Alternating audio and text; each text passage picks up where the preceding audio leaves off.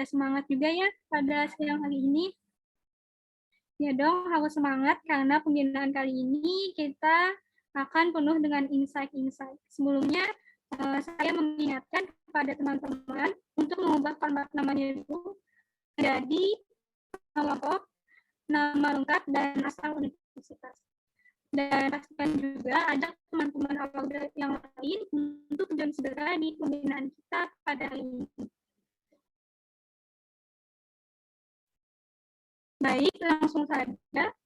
Sebelum kita memulai acara ini, marilah kita sama-sama mendengarkan tilawah Al-Quran surah Al-Baqarah ayat 275 dan 276 yang akan dibawakan oleh salah satu teman awal kita, yaitu saudara Patut dari Universitas Islam Negeri Sultan Haji dari Samarinda.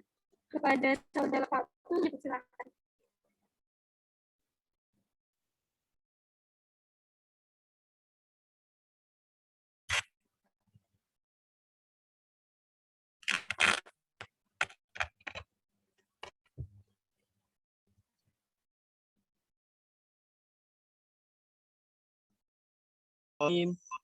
Bismillahirrahmanirrahim. Allazina ya'kuluna riba la yaqumuna illa kama yaqumul ladzi yatakhabbathu asyaitanu minal mas. Dzalika biannahum qalu innamal bay'u mislur riba wa ahallallahu al-bay'a wa harrama ar-riba faja'ahu maw'izatun min rabbih fantaha falahu ma salafa wa amruhu ilallah wa man 'ada fa ulaika ashabun nari hum fiha khalidun yamhaqullahu riba wa yurbis shadaqat wallahu la yuhibbu kulla kaffarin asim. Shadaqallahul azim. Aku berlindung kepada Allah dari godaan syaitan yang terkutuk dengan menyebut nama Allah yang Maha Pengasih lagi Maha Penyayang. Orang-orang yang memakan riba tidak dapat berdiri, melainkan seperti berdirinya orang yang kemasukan setan karena gila. Yang demikian itu karena mereka berkata bahwa jual beli sama dengan riba. Padahal Allah telah menghalalkan jual beli dan mengharamkan riba. Barang siapa mendapatkan peringatan dari Tuhannya, lalu dia berhenti, maka apa yang telah diperolehnya dahulu menjadi miliknya. Dan urusannya terserah kepada Allah. Barang siapa mengulanginya, maka mereka itu penghuni neraka. Mereka kekal di dalamnya. Allah memusnahkan riba dan menyuburkan sedekah. Allah tidak menyukai setiap orang yang tetap dalam kekafiran dan bergelimang dosa. Maha benar Allah dengan segala firman-firman-Nya. Wassalamualaikum warahmatullahi wabarakatuh. Waalaikumsalam warahmatullahi wabarakatuh. Masya Allah. Subhanallah.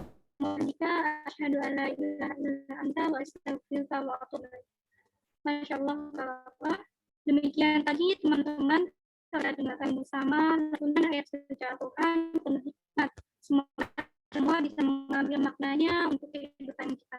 Amin ya rabbal alamin. Jazakallahu khairan saudara Patut.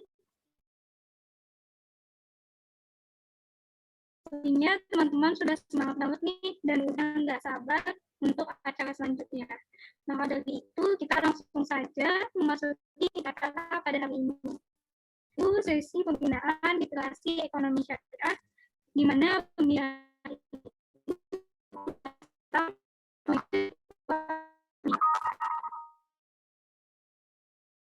ini tentunya kita akan membahas, kita akan mendapatkan ilmu yang sangat luar biasa pemateri kita yang alhamdulillah bergabung dalam pembinaan kali ini.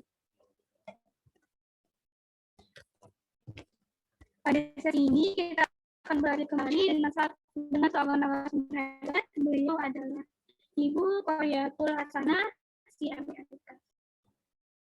Beliau adalah dosen Departemen Ilmu Ekonomi Syariah IPB yang menempuh pendidikan magister pada International Islamic University Malaysia dan Al-Azhar University. Assalamualaikum Ibu. Waalaikumsalam. Ya, bagaimana kabarnya Ibu? Alhamdulillah. Ini MC-nya siapa ini namanya? Nggak ada namanya. Oh, ya. Nama saya Hafizah Bu dari Hafizah. Universitas London. Ya. Oke. Apakah Ibu sudah siap untuk memaparkan materi pada hari ini? Oke, insya Allah. Kalau nggak siap gimana nih? Kita end Zoom-nya. Iya. Oke. Kepada Ibu, kami persilahkan untuk memaparkan materi Maisir, Ghoror, dan Ghibah. Oke, bismillahirrahmanirrahim. Assalamualaikum warahmatullahi wabarakatuh. Ini harusnya kita ada berapa partisipan ya? Waalaikumsalam warahmatullahi wabarakatuh.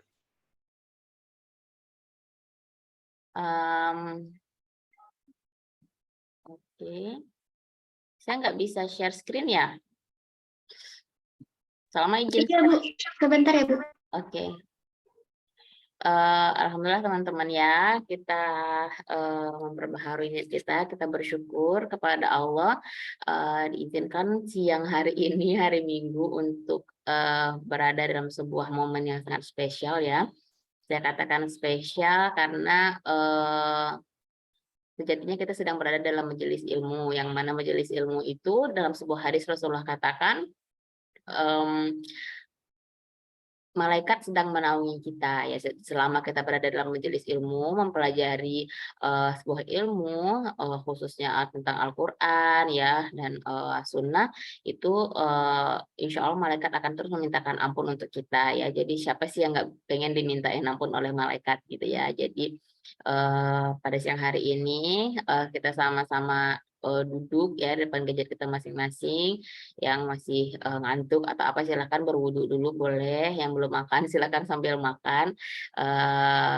Semoga kita mendapatkan berkah pada majelis ilmu kita pada siang hari ini. Itu yang pertama ya. Kemudian yang kedua, saya ingin mengingatkan kita sebenarnya bahwa sejatinya sebuah ilmu itu apa sih tujuannya sebenarnya kita untuk menuntut ilmu, teman-teman ada yang bisa sharing nggak?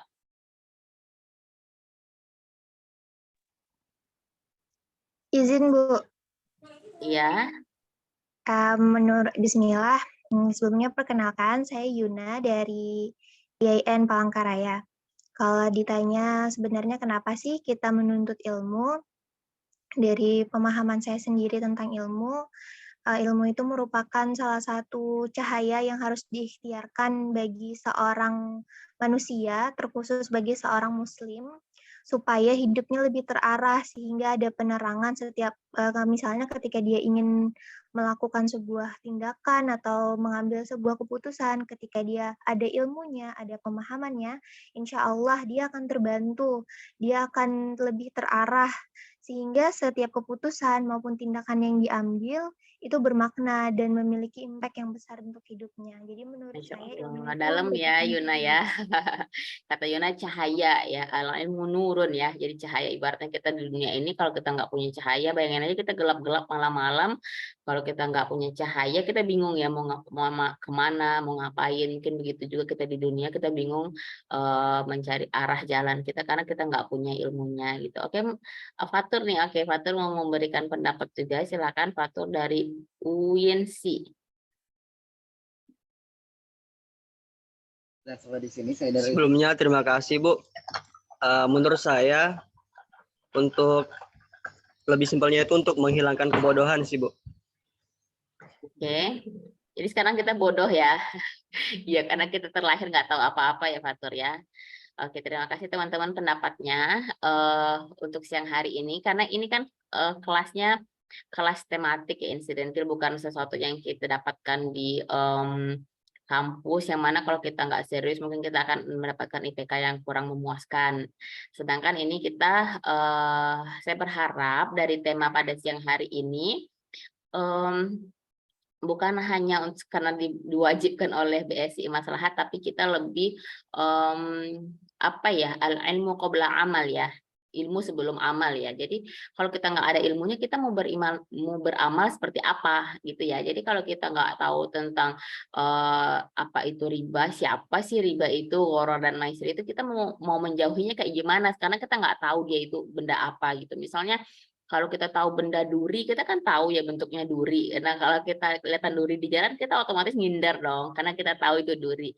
Nah, kalau kita nggak tahu, nggak kenal sama riba, seberapa berbahayanya akar-akar yang dilarang ini, kita gimana cara kita menghindarinya, gitu ya. Jadi kita mindsetnya di sini, kita benar-benar pengen belajar dan pengen mengaplikasikannya. Kita nggak mau cuman hanya menjadi Wikipedia berjalan, nggak mau kan jadi ketika ditanya orang ABCD kita tahu semuanya, tapi kita nggak ada yang kita praktekkan, kita amalkan. Nauzubillah ya, jangan jadi ilmunya yang tidak bermanfaat sama sekali. Oke teman-teman, kita mulai ya. Kita di sini judulnya The Forbidden Transactions in Islam ya, transaksi-transaksi yang terlarang dalam Islam.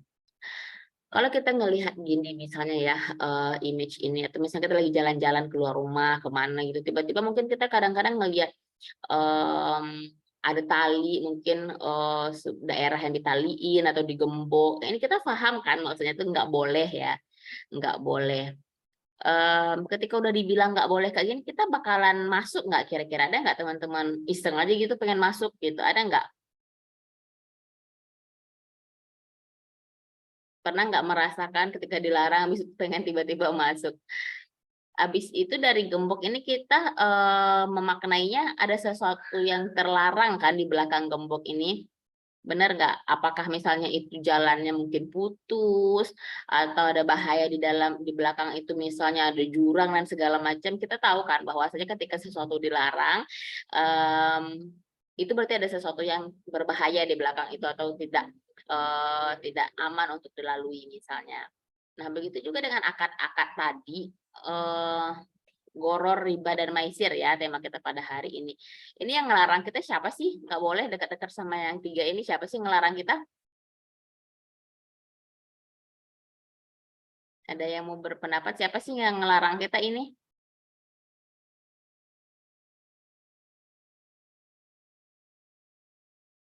Saya tanya nih, ada Cynthia dari Pontianak. Ini jauh-jauh semua ya, pembagiannya kayak gimana ini, Salma? Berdasarkan kampus ya, Salma ya? Dari Saya kurang tahu Ibu, tapi sepertinya iya. iya ya. Oke. Ini rata-rata kampusnya dari daerah Pulau Kalimantan semua, Ibu, saya lihat. Saya belum pernah nih ke Kalimantan nih. Main-main, Bu. Atuh, diajak sayanya main-main ke sana. Ada yang mau berpendapat ini siapa yang ngelarang kita berdekat-dekatan sama yang tiga benda ini? Allah yang ngelarang, Bu. Allah yang ngelarang. Teman-teman, misalnya kalau ada teman yang ngelarang, misalnya Jihan dilarang sama temannya, misalnya Indra. Kata si Indra, Jihan, kamu jangan masuk ke rumah itu ya, gitu. Kira-kira Jihan bakalan melakukan larangan Indra apa enggak? Bakal patuh nggak sama Indra kira-kira? Iya, tergantung sih, Bu. Tergantung apa? Siapa sih Indra gitu ya? Tergantung ya, tergantung Indra ini orangnya benar apa enggak. Misalnya dia ngomongnya itu bisa dipercaya apa enggak gitu ya. Tapi Allah, kira-kira kita meragukan kredibilitas Allah nggak sih? Kayak, oh ketika Allah yang melarang, kita emang iya ya itu bahaya ya? Emang beneran itu riba gharar maisir itu seberbahaya itu sampai Allah ngelarang gitu kan? Kadang-kadang bahkan ketika orang tua kita ngelarang kita kamu jangan keluar malam-malam misalnya bahaya kalau kita kecil-kecil dulu ya nanti ada tuyul gitu kan. Kita kan takut karena kita percaya sama orang tua kita dan kita menganggap orang tua kita itu segalanya gitu ya. Begitu juga dengan larangan ini bukan berasal dari orang tua kita, bukan berasal dari teman kita, bukan berasal dari orang-orang yang dalam tanda kutip mungkin ulama atau orang-orang pintar, profesor dan segala macam, bukan ya. Ini larangannya langsung dari Allah. Langsung dari Allah maksudnya adalah ibaratnya kalau kita robot, Allah itu yang bikin kita gitu. Benar nggak teman-teman? Kalau orang bikin robot, orang yang bikinnya tahu kan, oh robot ini kalau diputar ke kiri dia bisa bengkok misalnya. Oh robot ini kalau dia kena api dia bisa kebakar. Orang yang bikinnya tahu kan. Nah gitu juga dengan larangan-larangan, berbagai macam larangan di dalam Al-Quran dan Sunnah yang lainnya. Allah ya karena Allah kenal kita, Allah tahu kita tuh rusaknya seperti apa. Makanya Allah melakukan larangan-larangan khususnya larangan transaksi-transaksi ini ya. Jadi sebelum kita mulai pada siang hari ini kita ingin kenalan dengan 3 benda ini ya. Kesimpulannya ini kita misalnya kita mau kenalan tadi sama Yuna. Yuna itu orangnya kayak gimana sih? Misalnya oh dia orangnya tinggi, oh dia misalnya kepalanya bulat gitu, atau misalnya dia apa gitu ciri-ciri fisik yang ketika kita ketemu Yuna di luar, bisa ketemu Yuna di jalan, oh kita bisa recognize, oh itu Yuna loh, dari ciri-cirinya kita tahu bahwa itu Yuna gitu. Nah gitu juga dengan riba, gharar dan maisir ini, ketika kita berinteraksi beraktivitas ekonomi dalam kehidupan kita, dengan ciri-cirinya kita tahu oh ini nih riba loh, oh ini nih gharar loh, ini nih maisir loh. Jadi kita pengen tahu hal-hal seperti itu ya. Jadi kita udah bisa ngedefinisikan, oh ini aktivitas ini riba nih, karena riba itu ciri-cirinya seperti ini gitu ya. Nah yang pertama masuk ke riba. Riba itu apa ya? Artinya ada yang backgroundnya ekonomi Islam di sini? Siapa ini Muhammad? Apa ini Muhammad Khazim Jazuli? Ekonomi Islam. Oke. Saya Oke, siapa ini lagi? Leli Fuan Mahfiroh, ekonomi Islam juga. Pada semester berapa? Semester 5, Bu. Oke, gimana nih? Riba itu apa, Leli?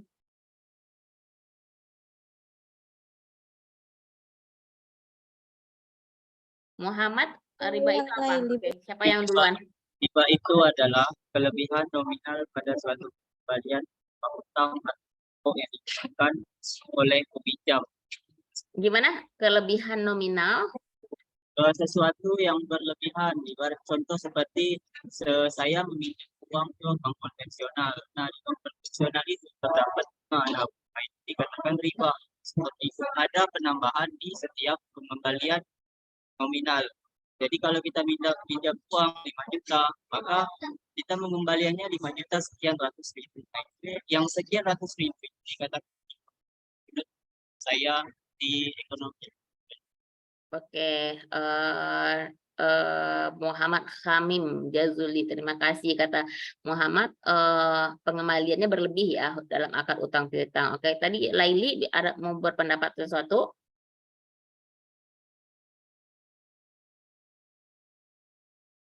Atau sama pendapatnya sama Muhammad? Laili ada yang mau disampaikan, Laili? Atau teman-teman yang belum terciprat ilmu ekonomi Islam ini, yang teman-teman tahu tentang riba itu apa sih selama ini? Iya, Bu. Iya. Kalau menurut saya sama, sebenarnya maksudnya itu sama. Bentuk nominal tambahan dari yang diperoleh dari peminjam dengan melebihkan nominal yang harus dikembalikan oleh peminjam. Oke. Artinya kalau minjem 10.000 dibayar 12.000 berarti yang 2.000 riba gitu ya. Oke, teman-teman yang tidak belum ada background ekonomi Islam, riba itu selama ini yang teman-teman pahami apa? Siapa yang mau berpendapat? Nggak apa-apa, sepengetahuan teman-teman aja. Misalnya, oh saya kira riba ini gitu. Atau terasosiasi apa ketika orang bilang riba itu yang kebayang apa? Coba Dewi. Dewi ketika orang bilang riba, Dewi Novianti yang kebayang apa Dewi?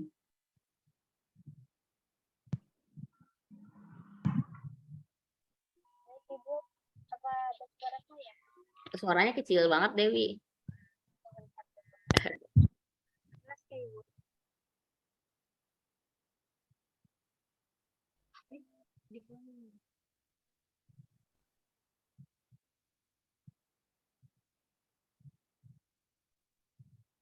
Halo, udah kedengaran? Atau teman-teman bisa tulis di chat ya, ketika ditanya mendengar istilah riba itu yang kebayang apa gitu ya selama ini sebelum kita kenalan lebih dekat dengan si riba ini ya. Jadi tadi udah dijelaskan oleh teman-teman kita yang sudah duluan belajar ekonomi Islam ya. Secara garis besar riba itu dia terbagi dua ya, ada riba dalam hutang piutang yang seperti tadi dijelaskan oleh Muhammad sama Laili, dengan riba yang terdapat dalam jual beli. Nah, untuk untuk merecognize riba ini dalam akad utang piutang ini ada riba nih, atau dalam akad jual beli ini ada riba nih, kayak gimana secara kita mengetahuinya ya. Yang pertama di sini ya, ini kita masuk ke riba hutang piutang dulu ya. Tentu filter yang pertama dia terjadi dalam akad hutang piutang. Jadi kita mengerucutkan dia dalam akad hutang piutang. Seperti yang dijelaskan teman yang tadi, ketika kita meminjam 10.000, habis itu kita harus bayar 15.000. Kemudian kriteria kedua, dia dipersyaratkan di awal. Misalnya tadi saya minjam uang misalnya 1 juta ke Jihan. Nah, sebelum Jihan memberikan uangnya ke saya, Jihan bilang, misalnya Kak nanti bayarnya 1.500.000 ya gitu. Kalau enggak saya nggak mau minjem ini gitu misalnya. Dipersyaratkan di awal, itu namanya riba.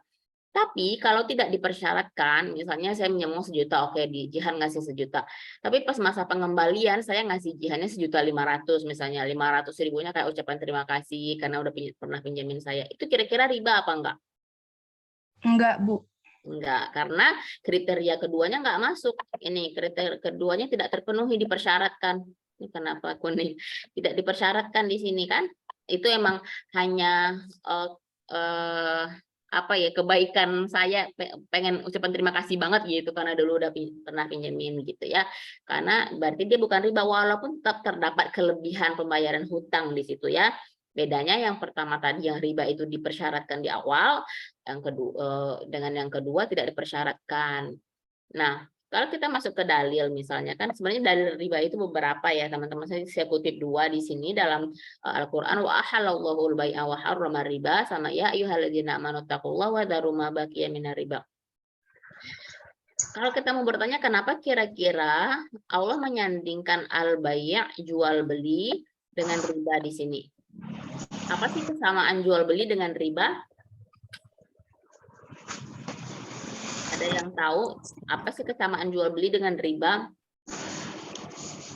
Aku pengen Mungkin penjual sama-sama memberi manfaat, tapi bedanya itu kalau di dalam riba itu berbentuk uang. Kalau misalnya jual beli itu barang, seperti itu, Bu. Oh, sama-sama ada manfaatnya.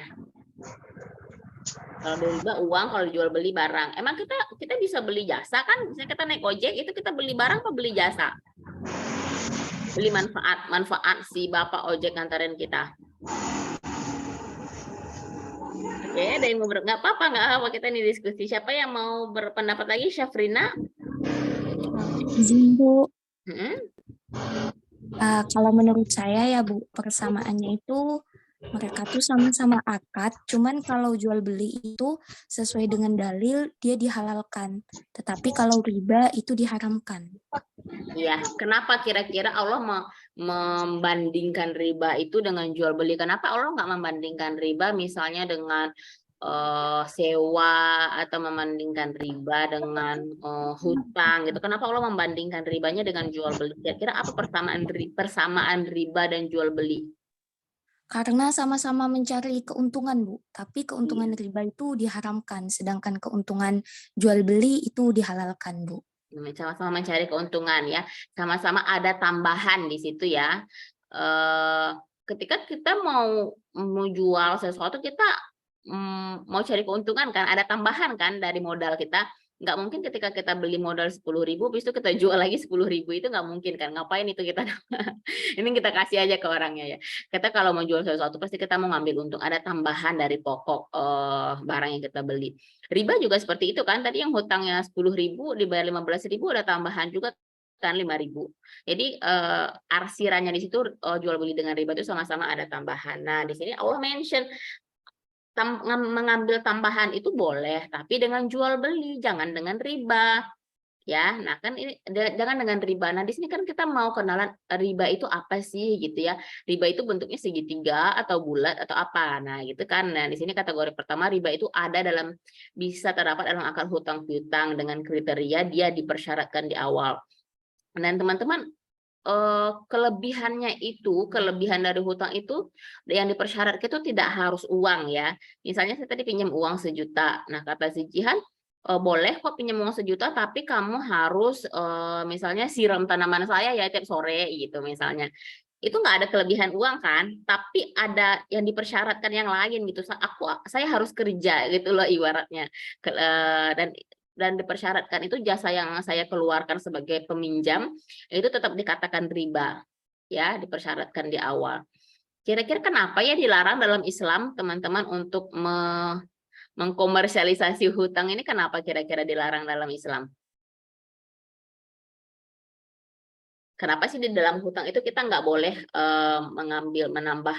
menambah kayak jual beli? Kalau jual beli mah kita boleh aja kan mengambil untung 10.000, 20.000, 100.000, suka-suka kita.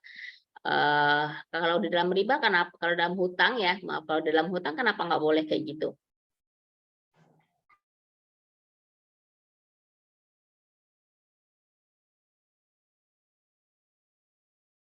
Ada yang mau berpendapat kenapa kira-kira? Karena di dalam Islam hutang itu namanya adalah akad tolong-menolong. Ya, dia itu kategorinya bukan kategori komersil. Jadi hutang itu tidak bisa dimonetarisasi ya, untuk mencari uang melalui hutang. Jadi kita pinjamkan uang ke orang, kita ambil bunga, pinjamkan utang ke orang, nggak bisa. Kalau dalam Islam, hutang itu dia termasuk dalam akad tabaruk, akad tolong-menolong. Jadi ketika kita meminjamkan uang ke orang, itu niatnya kita bukan untuk cari untung, tapi kita untuk menolong orang tersebut, ya. Bahkan dalam Al-Quran ketika orang yang kita pinjami uang belum mampu untuk membayar hutangnya di saat jatuh tempo, itu Al-Quran justru menyarankan untuk ditunggu dulu sampai dia mampu. Bahkan disarankan ketika kita mengikhlaskannya itu lebih baik, gitu ya. Bukan harus ya, jadi nggak harus diikhlaskan, tapi maksudnya poinnya di sini adalah akad hutang ini adalah akad tolong-menolong. Jadi ketika ada orang minjem uang itu apa ya, judulnya itu menolong gitu ya, bukan untuk ditambahin lagi dibayar dengan jumlah yang lebih ya. Itu teman-temannya kenapa di dalam Islam hutang itu tidak boleh dikomersialisasi. Mungkin di sini kita bisa masuk langsung ke contoh riba hutang yang terdapat dalam kegiatan ekonomi ya. Contohnya ini relate dengan ketika kita minjem uang ke bank konvensional ya. Itu yang nilai syariat yang dilanggar oleh bank konvensional adalah poin ini. Ketika seseorang minjam uang ke bank konvensional 500 juta misalnya, kan itu judulnya meminjam, benar kan? Meminjam. Dia minjam uang 500 juta misalnya untuk beli mobil misalnya. Kemudian karena judulnya meminjam, di dalam Islam meminjam itu nggak boleh lebih, nggak boleh dibayar lebih. Kalau 500 juta dipinjam harus 500 juta baliknya. Gitu. Nah, karena judulnya meminjam, sedangkan di bank konvensional ada bunga kan 3%, berapa persen. Mungkin kalau dijumlahin nanti ujungnya akan total bayarnya mungkin 700 juta mungkin ya kalau di total-totalin. 200 jutanya berarti hutang. Berarti riba. Misalnya kalau kita melihat case yang sama di bank syariah misalnya, beli mobil juga, tapi judulnya apa kalau di bank syariah? Kita berhutang atau membeli? Membeli, Bu. Kalau di bank syariah kita dibeliin mobil sama bank syariah, bukan dipinjami. Ngerti teman-teman di sini perbedaannya? Ngerti, Bu. Kita kalau ini bank konvensional, Ini bank konvensional judulnya meminjam. Kalau ini bank syariah judulnya membeli. Dari akadnya udah berbeda. Kenapa di bank syariah tidak meminjam juga skemanya? Karena sekali lagi tadi di dalam Islam utang piutang itu tidak boleh berlebih ya, tidak boleh dikomersialisasi. Ini beli, jual beli. Walaupun mungkin kalau dilihat dari segi nominal bakal sama aja, mungkin bank syariah nanti jual mobilnya ke kita 700 juta juga gitu ya. Walaupun sama mungkin nominalnya dengan bank konven yang nanti ketika bunganya udah selesai semua 700 juta bisa jadi ya teman-teman ya. Bisa jadi. Kalau dilihat dari, makanya kita sering dengar orang-orang bilang, oh bank konven itu, bank syariah itu sama aja kok sama bank konvensional gitu ya, orang bilang ya. Mungkin dari segi nominal bisa jadi sama, atau bahkan mungkin bisa jadi lebih mahal, tapi dapurnya berbeda ya. Kerannya berbeda, sumber uangnya berbeda. Nah, di sini makanya ketika meminjam itu tidak boleh berlebih, sedangkan jual beli bebas, mau jadi 700 juta, mau jadi 800 juta, atau bahkan mau jadi 550 juta juga terserah, karena namanya juga jual beli gitu ya. Di sini letak perbedaannya, karena hutang piutang itu sudah prinsip dalam Islam tidak boleh ada kelebihan manfaat. Al-qardu jarrun naf'an fahuwa riba, kata Rasulullah ya. Hutang yang ada manfaatnya di situ, baik manfaatnya dari segi nominalnya bertambah atau manfaat yang lain, kayak tadi dia disuruh, orang yang berhutang disuruh nyiram bunga, atau misalnya disuruh antar jemput anaknya atau segala macam, manfaat-manfaat yang berlebih itu namanya riba. Ada pertanyaan sampai di riba hutang piutang teman-teman, atau udah clear di sini? Udah bisa mendefinisikan, misalnya kalau kita ketemu aktivitas-aktivitas ekonomi di sekitar kita, udah bisa kedetek nggak? Oh ini riba, ini riba hutang piutang nih gitu ya. Karena kita udah kenal dengan ciri-cirinya. Kalau mau ada pertanyaan langsung saja ya. Ada pertanyaan? Kalau nggak kita langsung ini. Coba kita masuk, kita kenalan sekarang dengan riba dalam jual beli ya. Ini sekarang kita ke jual beli. Bagi teman-teman yang belajar ekonomi Islam mungkin sudah kenal dengan dalil ini ya, atau mungkin teman-teman kalau di googling itu silahkan di googling sekarang komoditas ribawi ya, komoditas ribawi, barang-barang ribawi. Dalam hadis Rasulullah mengatakan al-zahab bil-zahab ya, emas dengan emas, perak dengan perak, gandum dengan gandum gitu ya, sampai akhir ayat itu terdapat ada 6 komoditas ribawi. Nah, di sini saya mau menyimpulkan dalam poin 1, 2, 3 ini ya. Misalnya, ini rupiah, ketika ditukarkan dengan rupiah, ya, syaratnya dia harus tunai dan harus sama jumlahnya. Ini jual beli ya, jual beli.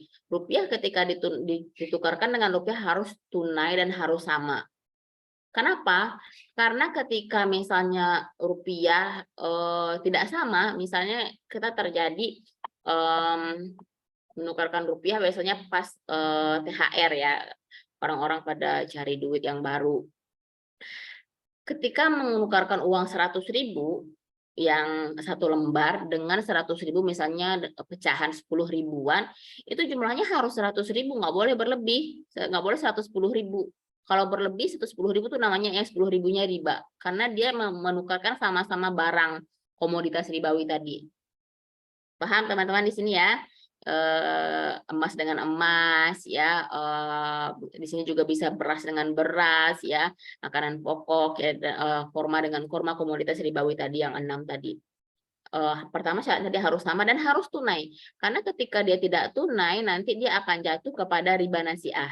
Kalau dia tidak sama nanti dia akan jatuh kepada riba fadl namanya ya. Nah, ini syaratnya 2 harus tunai dan harus sama ketika kita menukarkan 2 jenis komoditas ribawi, harus sama. Yang kedua, misalnya kita menukarkan yang tidak sama ini, tapi sama-sama komoditas ribawi tapi nggak sama.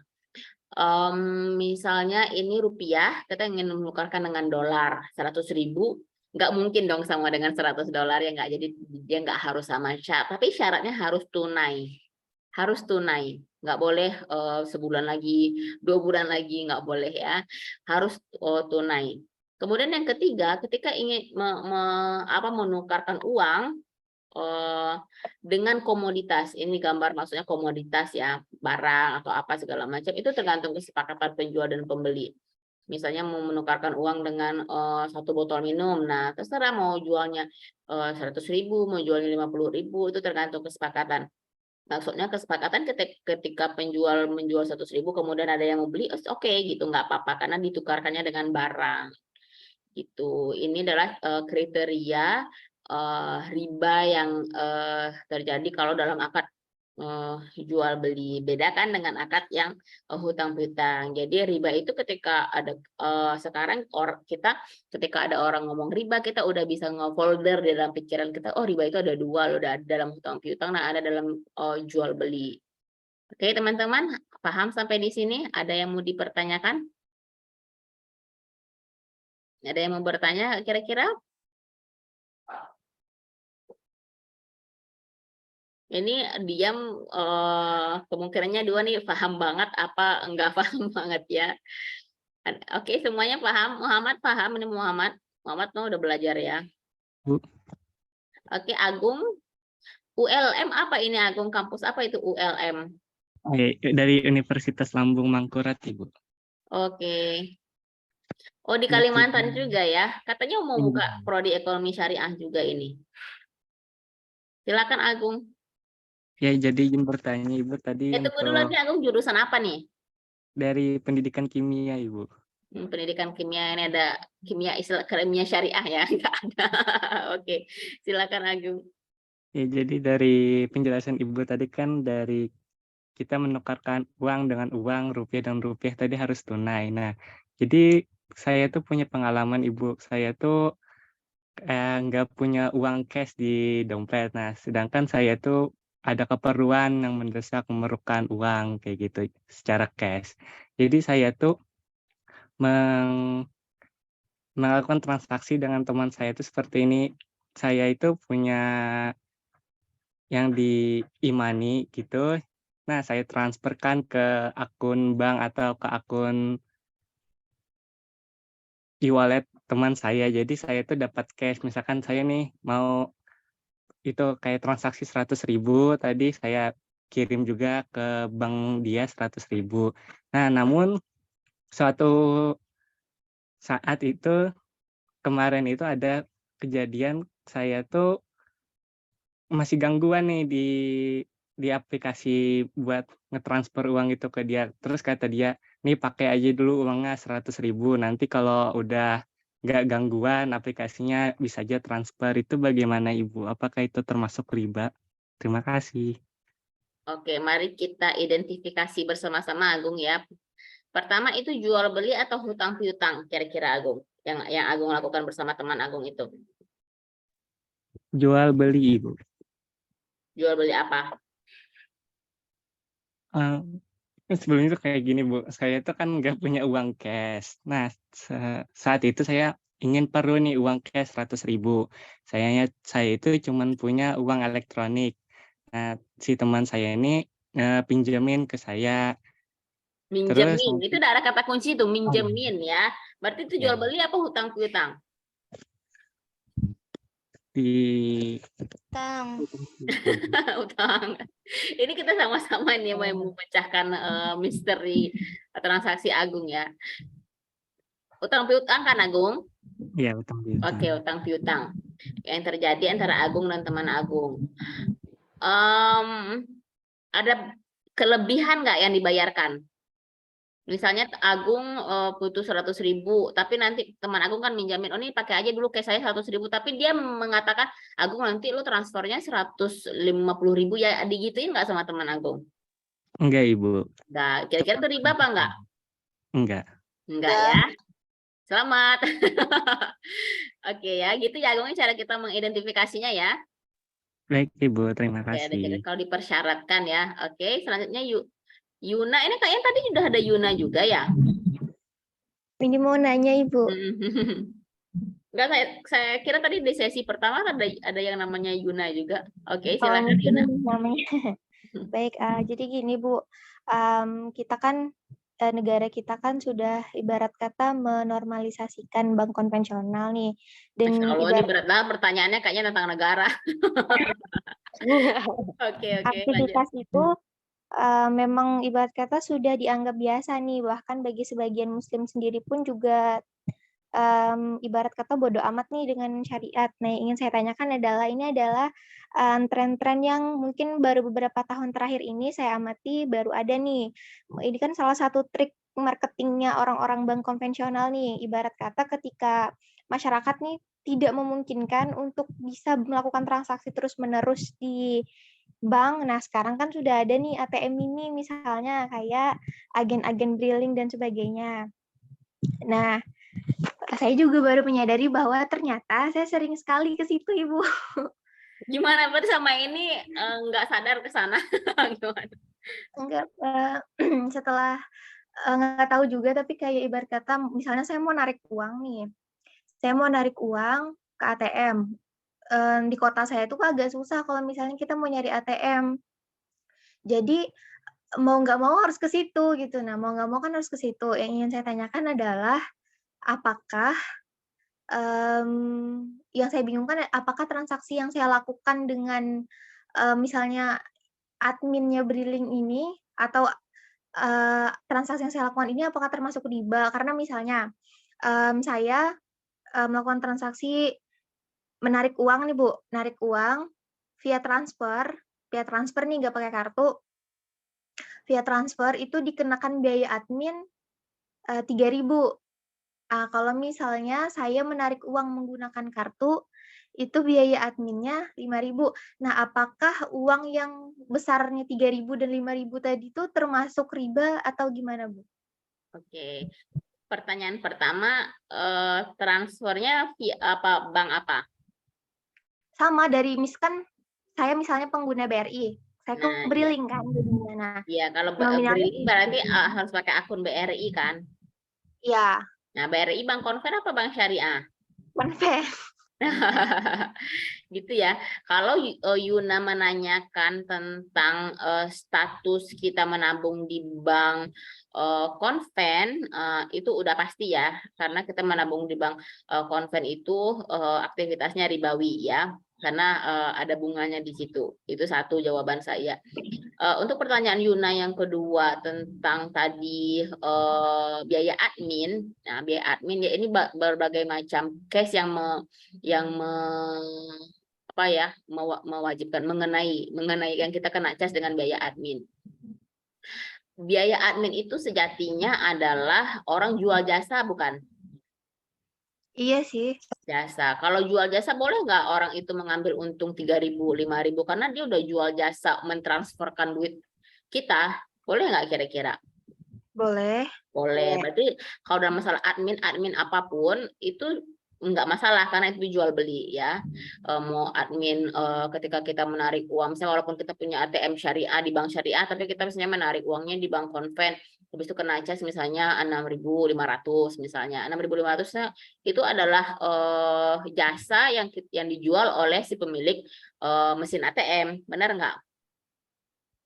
Nah, kalau case-nya tadi akunnya di bank konven, berarti PR-nya adalah ganti ke bank konven, bank syariah, gitu ya. Tapi di sini teman-teman saya mau spoiler sebenarnya ya. Selagi masih ada solusi dan selagi masih ada kita bisa mengusahakan bank syariah, kita sebaiknya kita ke bank syariah ya, karena yang tadi ya. Tapi kalau karena transaksi ribawi tadi ya. Tapi dalam case yang mungkin di tempat kita nggak ada bank syariah, susah banget bank syariahnya dan segala macam ya. Dalam fikih itu ada yang dikenal misalnya dengan najis ya. Ini tadi di sesi pertama saya juga menggambarkan simulasi ini ya. Ini misalnya benda padat ini ya, yang saya gambar benda padat. Misalnya ini apa ya, let's say misalnya tahu atau keju atau apa yang padat. Dan ini adalah benda cair. Misalnya ini gelas kita nggak ditutup ya misalnya. Kemudian si gelas ini berisi air penuh, kemasukan cicak mati misalnya. Kira-kira airnya masih boleh nggak diminum? Enggak. Karena cicak mati itu najis kan. Dan dia masuk ke dalam benda cair yang mustahil untuk dipisahkan mana sih air yang terkena bangkai, mana sih air yang tidak terkena bangkai. Oke, berarti semuanya harus dibuang dan nggak bisa. Beda dengan misalnya ada cicak menjatuhi, misalnya kejunya gede banget nih misalnya ya, menjatuhi keju dan dia tuh cuma mampir di sini doang nih cicaknya. Kemudian misalnya ketika saya potong sudut ini, ya saya buang ini yang kena cicak, yang ini masih bisa saya konsumsi nggak yang saya arsir ini? Bisa. Bisa, karena ini bendanya padat, ya bendanya padat. Sebagai alternatif atau mungkin di daerah yang nggak ada bank syariah, nggak ada lembaga keuangan syariah dan segala macam, ini bisa menjadi pegangan kita. Di zaman sekarang kita bisa mendetekkan bunga yang kita dapatkan dari bank konver itu berapa sih setiap bulannya, ya. Kadang-kadang mungkin tergantung saldo kita, ada yang Rp250, mungkin ada yang Rp500, atau mungkin ada yang 1.000, ada yang 2.000. Benar nggak teman-teman? Jadi teman-teman bisa, atau kalau nggak ada mobile-nya bisa print nanti mungkin bukunya. Itu kelihatan di situ berapa bunganya. Bunga itu ibarat cicak mati ini, teman-teman bisa keluarkan dari rekening teman-teman. Ya, jadi bisa dibuang ini. Dan insya Allah dia akan mensucikan dan harta yang ini bisa halal untuk dikonsumsi. Begitu juga dengan uang kita, supaya uang kita tidak tercampur dengan yang riba sedikit ini, ibaratnya dengan yang kayak gini nih. Kalau kita nggak mengeluarkannya, kita nanti ibaratnya mau minum semua yang sudah terkontaminasi oleh riba. Ya, tapi case-nya ketika dengan uang itu kan bisa dia bukan benda cair ya. Uang itu dia bisa benda padat, maksudnya yang bisa kita ini riba yang bunga yang ditransfer oleh bank ke saya 1 tahun ini misalnya ada 5.000 gitu. Ya udah keluarkan 5.000 itu untuk biaya apapun, misalnya orang di jalan atau apa, kasih aja ke siapa-siapa, dan itu sifatnya bukan ibadah ya. Kita nggak akan mendapatkan pahala dari uang riba yang kita keluarkan dari harta kita, tapi kita itu salah satu cara untuk kita membersihkan harta kita dari riba. Itu kalau case-nya kita nggak bisa mengusahakan untuk mempunyai akun bank syariah atau lembaga keuangan syariah, gitu ya. Yuna ya, paham di sini Yuna? Iya Bu, insya Allah paham. Oke, menjawab pertanyaannya insya Allah ya.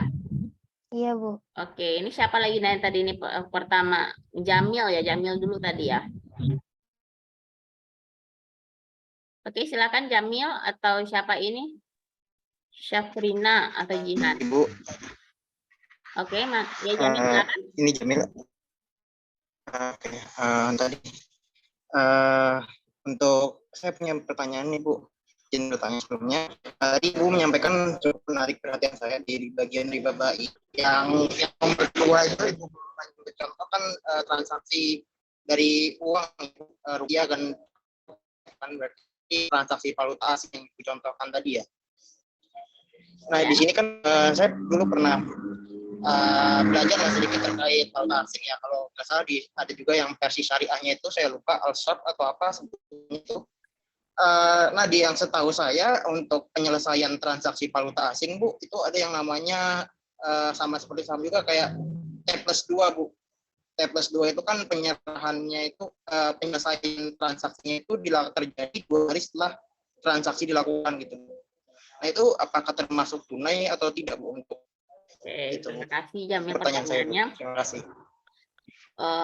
Ini untuk yang sifatnya udah advance ya. Jadi pertanyaan Jamil teman-teman, tunai di sini benar-benar tunai kayak akad nikah dibayar tunai langsung on the spot ya, atau ada sebenarnya ada spare waktu nggak sih yang dikatakan tunai itu apa sih gitu ya, ada penjelasan lebih lanjutnya lagi. Jadi kesepakatan ulama fikih ya, mungkin dulu di zaman belum ada teknologi, tunai itu benar-benar kalau dalam redaksi hadisnya ini ya bagi teman-teman yang mungkin belajar bahasa Arab, ya dan biadin. Ya dan biadin itu maksudnya tangan dengan tangan, ya udah waktu itu gitu loh.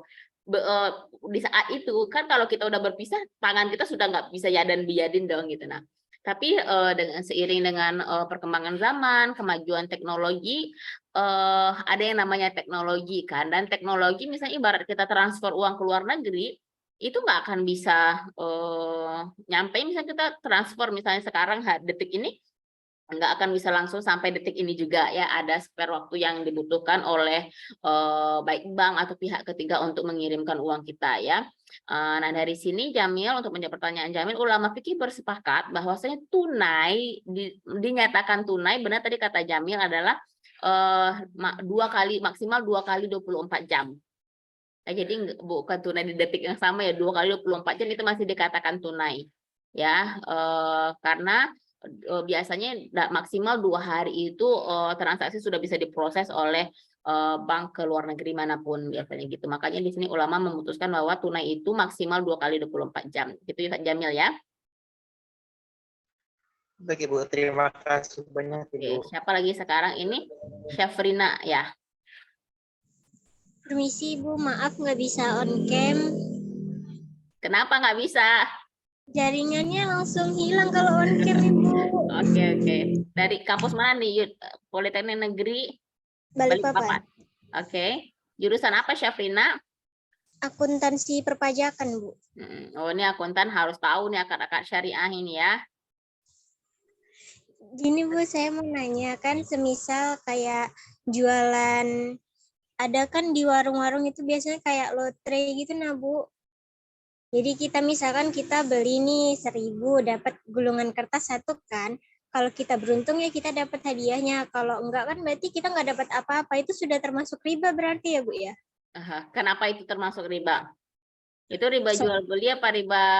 Oke ini dijual beli berarti ya kita beli lotre. Itu di poin nomor 1, nomor 2 apa nomor 3 itu kira-kira menurut Syafrina? Nomor 2 ya Bu ya? Nomor 2 menukarkan uang dengan uang lain, mata uang lain. Oh, berarti nomor 3 Bu. Nomor 3 uang dengan barang. Tapi di lotre itu tidak pasti dapat ya? Iya, enggak. Oke, nanti insya Allah akan kita bahas di setelah ini ya, setelah riba nanti kita masih ada goro dengan maisir ya. Sepertinya lebih relate dengan judul setelah ini ya Syafrina ya. Oke Bu. Oke, kita simpan dulu kasusnya Syafrina ini. Terima kasih Bu. Oke, Jihan. Baik, bismillahirrahmanirrahim. Assalamualaikum warahmatullahi wabarakatuh. Mohon izin Ibu, sebenarnya Jihan mau cuman pengen dapat kesimpulannya aja tadi dari penjelasan Ibu. Jadi kalau misalnya kita ditanyakan masyarakat lah misalnya. Nah, sebenarnya perbedaan dari bank syariah sama bank konvensional itu apa? Berarti kita jawabnya hanya bedanya di akad seperti itu ya Bu ya? Ya, Dan dapurnya beda gitu. Dan asal duitnya juga gitu ya Bu? Bank syariah, itu pertanyaan pertama apa ada lagi nih pertanyaannya? Ada lagi. Oke, satu. Oke, yang kedua. Nggak salah Jihan tuh pernah dengar, ataukah Jihannya yang salah persepsi, soalnya tuh udah lama banget gitu Jihan dengarnya. Nah kalau misalnya masalah hutang piutang, riba hutang ini, dia tuh kayak ada toleransi gitu. Bisa asalkan kita memang yang si peminjam ini benar-benar kayak waktu kontraknya itu bilang kalau dia tuh memang butuh gitu Bu. Nggak salah Jihan. Tapi bisa tuh apa maksudnya?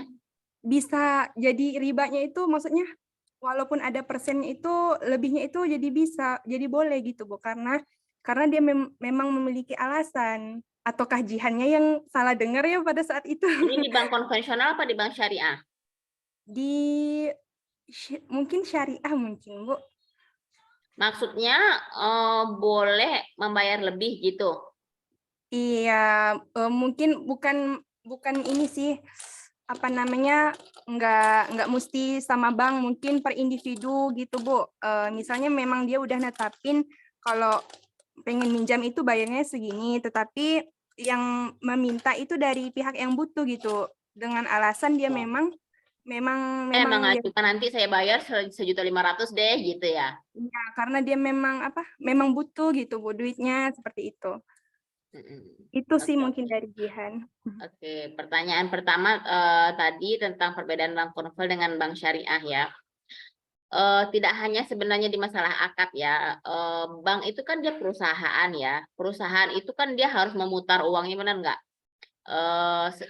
Apa mau lembaga keuangan atau apapun yang dilabeli syariah, misalnya lembaga keuangan syariah, bank syariah, apalagi yang ada syariahnya itu, biasanya mereka diwajibkan mempunyai dewan pengawas syariah yang bertanggung jawab terhadap aktivitas bisnisnya ya.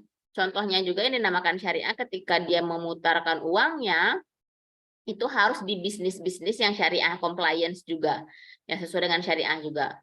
Misalnya ketika dia memutar bisnisnya, jangan perusahaan itu berinvestasi di bisnis minuman keras misalnya ya. Jadi emang dapurnya beda gitu Jihan ya, nggak bukan masalah akadnya aja. Semua the whole activity of perusahaan itu harus sesuai dengan syariah compliant ya. Misalnya juga di bank syariah ada aktivitas misalnya yang menuntut untuk melakukan yang tidak sesuai dengan syariat. Misalnya contohnya di bank syariah dalam Islam kita minjam uang 1 juta misalnya dalam tempo 1 minggu. Ketika kita nggak bisa bayar dalam 1 minggu, itu sebenarnya kalau dalam syariat Islam kan sebaiknya ditunggu gitu atau diikhlaskan. Tapi bank syariah nggak bisa dong mengikhlaskan duitnya, habis dong duit perusahaannya ya nggak. Dan nggak bisa juga dia menunggu telah 1 tahun lagi, 2 tahun lagi, ya kan bisa kolaps perusahaannya. Mau nggak mau untuk mitigasi resiko ini bank syariah harus menetapkan denda. Sedangkan denda ini dalam Islam nggak boleh dalam utang piutang ya. Nah, denda yang dikenai bank kepada nasabahnya itu tidak boleh masuk kepada profit perusahaan karena karena dia menamakan bank syariah dan profitnya berasal dari sumber yang nggak syariah compliance karena denda itu nggak syariah compliance dalam utang ya. Jadi boleh bank menetapkan itu, tapi dia duit yang masuk dari denda itu akan disalurkan untuk ke dana sosial, untuk ke dana kegiatan umum dan segala macam ya. Salah satunya ya Jihan ya. Jadi kalau ada yang bertanya ya dapurnya beda gitu, ibaratnya kalau kerannya beda, walaupun misalnya yang keluar air juga ya, tapi keran yang satu Allah sudah tetapkan ini halal kerannya gitu, halallahul bai'a. Sedangkan keran yang satu lagi ini haram karena dia akadnya tadi riba ya, utang piutang dan segala macam. Mungkin kalau orang yang bertanya Jihan lihat mampu mencerna rumus ini, maksudnya itu prinsip ini, nah jelaskan prinsipnya. Tapi kalau misalnya orang awam yang udah nggak bisa mikir segala macam ya bilang aja dapurnya beda gitu ya, ibaratnya satu udah certified satu belum ya. Nah yang kedua tadi itu tetap riba Jihan, karena di awal disebutkan kalau kita mau minjam, misalnya kita niat nih, saya minjam 1 juta tapi saya niat nanti mau bayar 1.500.000, nggak usah disebut di awal, karena intinya kalau udah termention di awal udah itu riba fix ya, karena orang yang minjamin juga kayak jadi semangat, oh dia nggak apa-apa lah gue pinjamin lah karena nanti dia bayar 1.500.000 gitu kan, jadi semangat juga minjamin kan kayak gitu. Padahal sebenarnya kalau itu dari perspektif orang yang meminjamkan uang. Kalau dari perspektif kita yang dipinjami, justru sunnah untuk kita mengembalikan uang pinjaman dengan nominal yang lebih. Karena kita ucapan terima kasih ya, disunahkan ya, nggak harus ya. Misalnya datang kita bayar uang habis itu tambah pisang, misalnya kayak gitu. Oh makasih ya kemarin udah pinjamin uang dan segala macam. Itu sunnah kita sebagai orang yang dipinjami gitu ya. Oke, siapa ini? Muhammad mau bertanya lagi?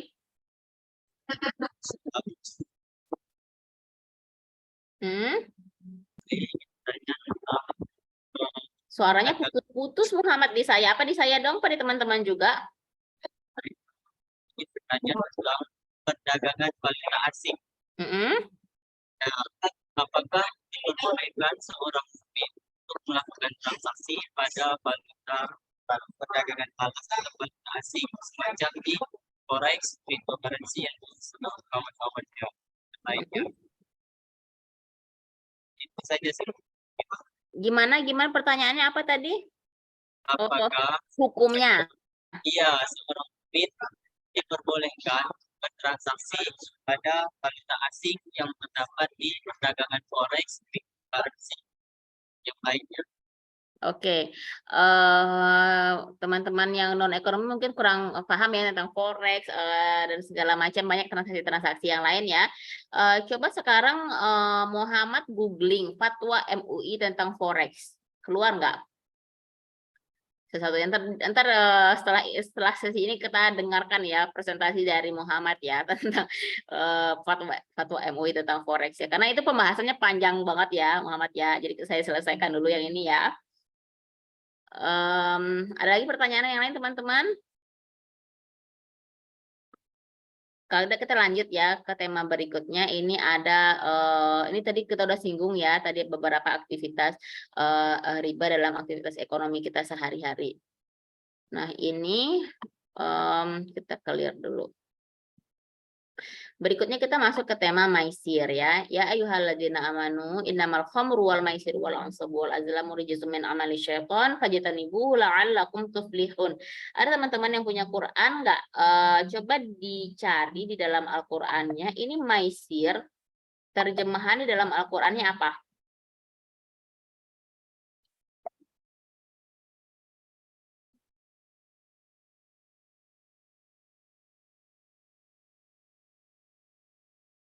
Ada yang bisa melihat Al-Qur'annya?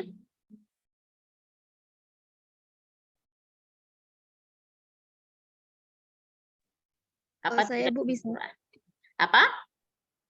Sesungguhnya minuman keras berjudi, berbentuk berhala, dan mengundi nasib dengan anak panah adalah perbuatan keji yang termasuk perbuatan setan. Jadi maisir itu diterjemahkan apa tadi?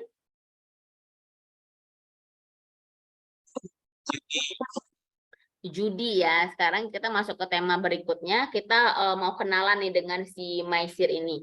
Supaya kalau kita ketemu maisir di jalan kita tahu oh ini maisir nih, kita nggak boleh dekat-dekat sama maisir ya. Nah ini salah satu dalil ya. Apa itu namanya? Bukti bahwasanya kita tuh nggak boleh dekat-dekat sama maisir, dan yang ngelarang kita itu bukan orang tua kita ya, bukan guru kita, tapi Allah yang ngelarang kita bahwa kita nggak boleh dekat-dekat dengan maisir. Ini saya garis bawahi, yang pertama adalah amanu. Setiap perintah yang ada amanunya ini adalah perintah yang spesial kepada orang-orang beriman ya, karena perintahnya bukan kepada orang Islam, tapi kepada orang-orang yang beriman, yang mana orang beriman itu levelnya lebih tinggi beberapa derajat daripada orang Islam ya. Orang Islam ketika dia percaya sama Allah, rukun Islam, rukun iman, dia udah bisa menjadi orang Islam. Tanpa dia sholat juga dia masih orang Islam statusnya. Sedangkan orang yang beriman, dia harus menjalankan syariat Allah ya, dan next levelnya. Dan ketika kita menjadi orang yang beriman, nah Allah mengatakan jauhilah benda-benda ini, khomer, maisir, yang di sini judulnya adalah judi, tadi diterjemahkan ya, maisir.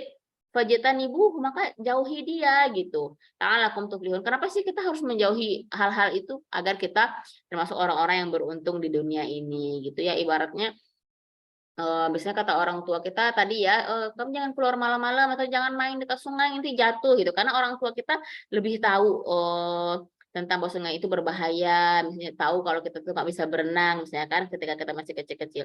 Nah begini juga dengan Allah mengatakan itu tuh nggak ada manfaat tahu dari aktivitas itu gitu ya, jadi maka jauhilah aktivitas itu akan kita menjadi orang yang beruntung gitu ya. Nah sekarang kita ingin kenalan judi atau maisir itu apa sih sebenarnya yang diterjemahkan dalam Al-Qur'an itu judi ya, dalam bahasa Indonesia.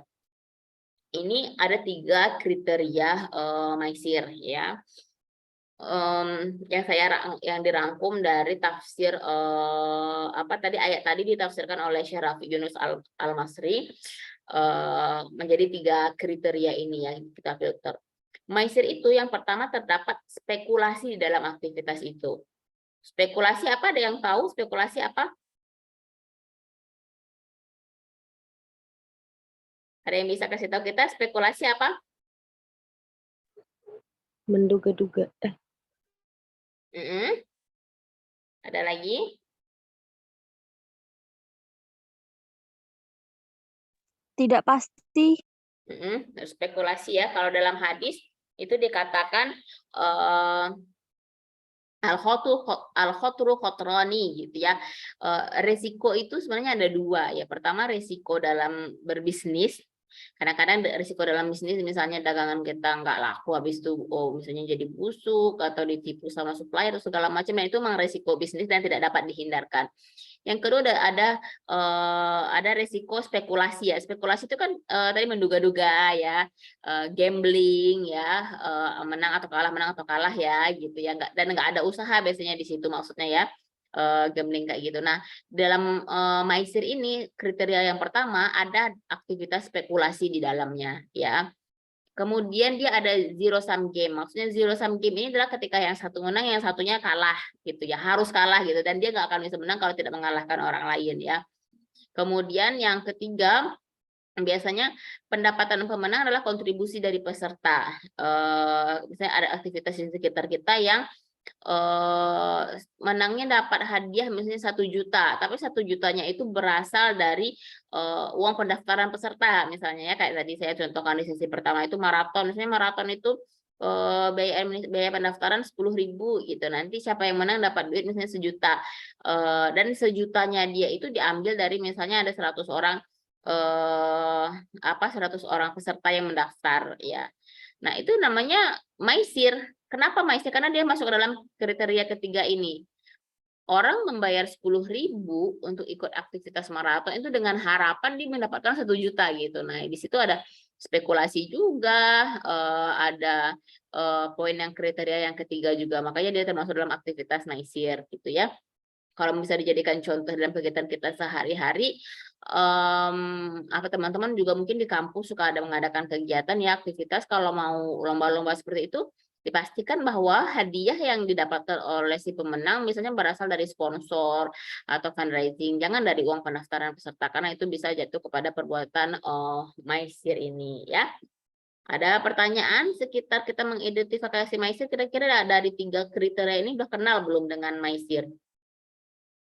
Tadi pertanyaan siapa ya yang sebelum ini ya? Tentang lotre ya. Kira-kira Maisir nggak itu? Maisir.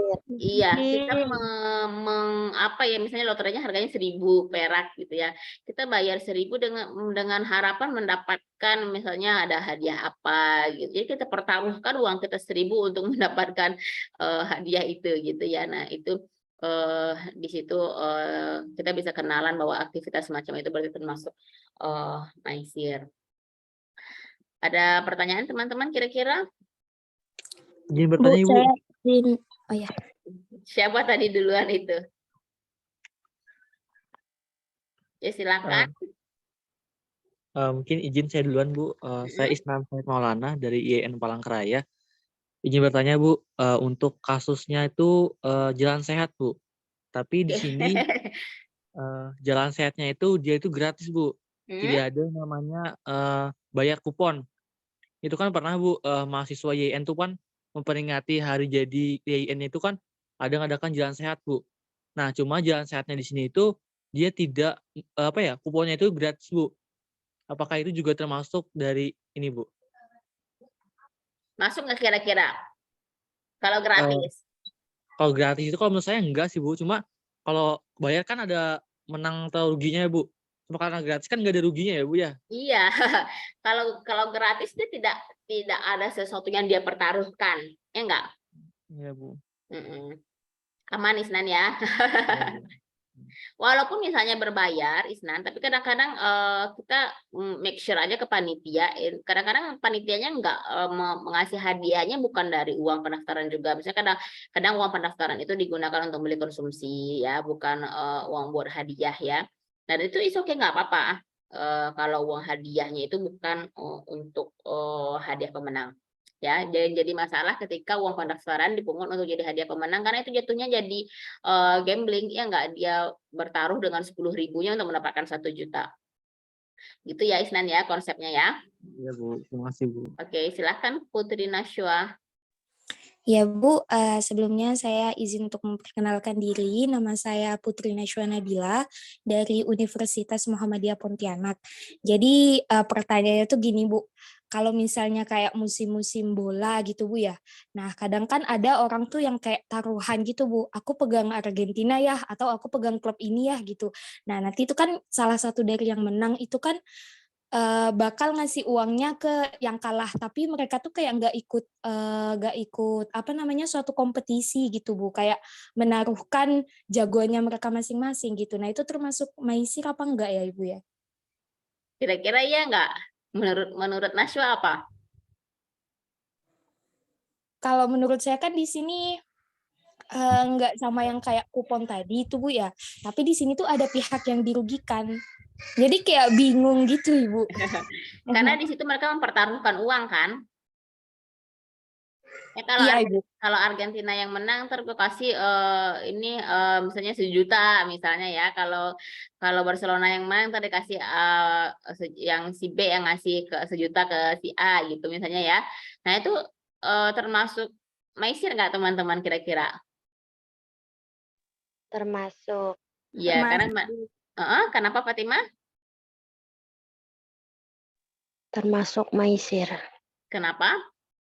Itu kriteria yang mana yang dipenuhi oleh aktivitas ini? Zero sum game.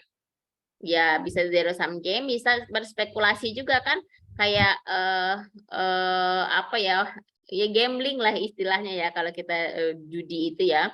Nah bisa zero sum game juga antara 2 pihak atau beberapa orang misalnya juga ini ya taruhan ya ibaratnya ya. Gitu Putri ya.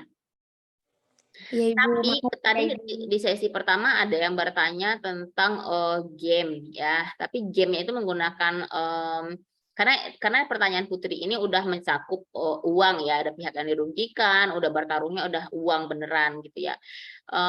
Ada tadi yang bertanya gamenya itu dengan token, jadi ini bukan uang ya kayak koin gitu ya, koin masuk ke sebuah tempat game gratis masuknya, nanti sebelum kita memainkan game kita dikasih 10 koin.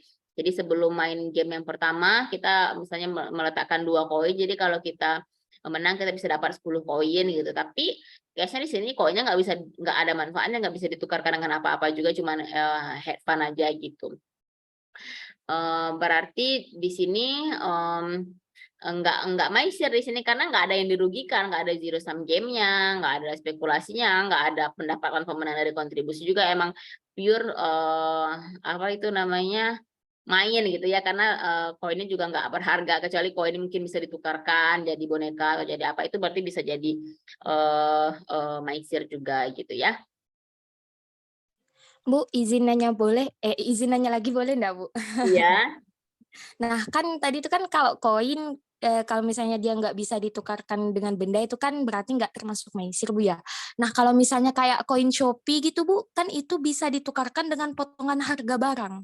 Nah, itu termasuk enggak ya, Bu ya? Koin Shopee, kita dapatnya koinnya dari mana? Misalnya dari main atau sekarang kan kayak ada Shopee video gitu Bu yang dapat koin gitu. Nah, nanti koin itu tuh bisa ditukarkan saat kita melakukan transaksi jual beli kayak ada potongan harganya gitu Bu. Iya, tapi kita mendapatkan koinnya dari mana?